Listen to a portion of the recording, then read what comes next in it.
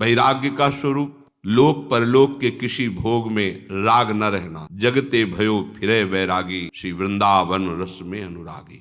भक्ति का चरम स्वरूप गदगद सुर नैना सजल दंपति रस रहे भी, इह गति वृंदा विपिन में फिरे प्रेम तनलीन। योग की जितनी सिद्धियां हैं उनकी एक सीमा है, लेकिन जो गोरे चरणारविंद की शरणागति लेकर उनकी सेवा में तत्पर है, तो महाप्रभु हरिवंश चंद्र जो कहते हैं, श्री राधा किंकरीणाम लुठति चरणयो अद्भुता सिद्धि कोटि। नाम नहीं बताया, करोड़ों सिद्धियां। इस एक सिद्धि के सामने कोई सिद्धि नहीं है।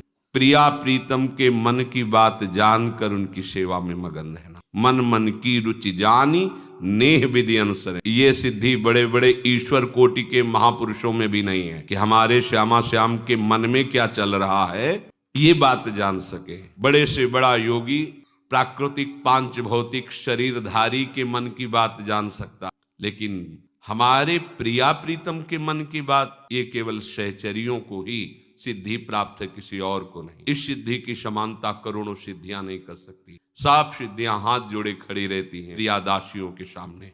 एकमात्र जिसने भजन अपना जीवन बना लिया, तो हमारे प्रभु श्री कृष्ण को महायोगेश्वर कहा गया है।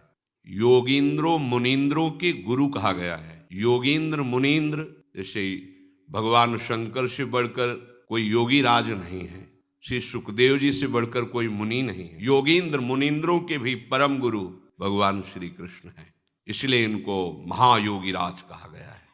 महायोग योगेश्वर भगवान श्री कृष्ण, जिनके उपास्य देव, उसके अंदर कौन सा योग बकाया रह जाएगा, कौन सा ज्ञान बकाया रह जाएगा, कौन सी स्थिति बकाया रह जाएगी। क्योंकि जिसने इनकी शरण ली वो ऐसा पूर्णतम होता है कि उसमें कहीं से भी किसी भी तरह की कमी नहीं रहती। कि भक्त तो हैं पर इनको ज्ञान नहीं है, भक्त तो हैं पर इनका वैराग्य।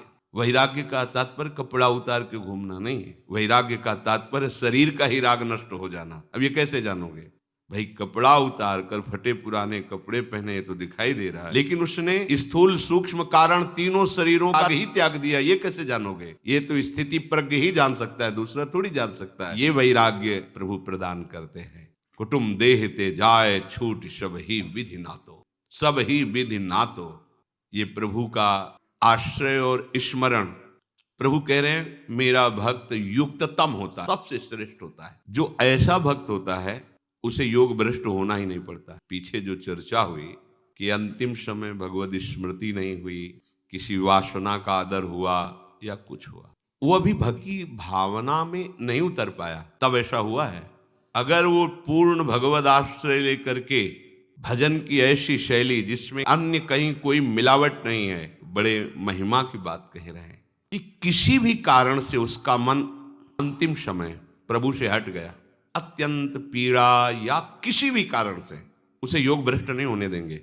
ये बात देखनी, ये केवल बात उसी के लिए जिस अन्य साधन का, अन्य का कहीं कोई भरोसा आशा स्थान नहीं है, जिसे थोड़ा भी अपने पुरुषार्थ का बल है, साधना का बल है, अपनी साधना पर विश्वास है, अपनी जितेंद्रियता पर अभिमान है, तो ऐसे के योग भ्रष्ट होने में चांस हैं।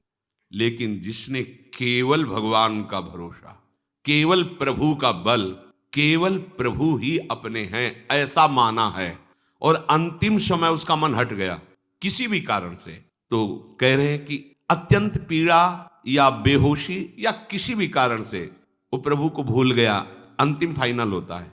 अगर आप भूल गए, जो चिंतन होगा वहीं जाओगे, पर ऐसा नहीं होगा। एक खास बात, उस समय स्वयं प्रभु उसकी स्मृति के रूप में जागृत हो जाते हैं। वो भूल गया पर भगवान जागृत हो गए। ये देखो खास बात,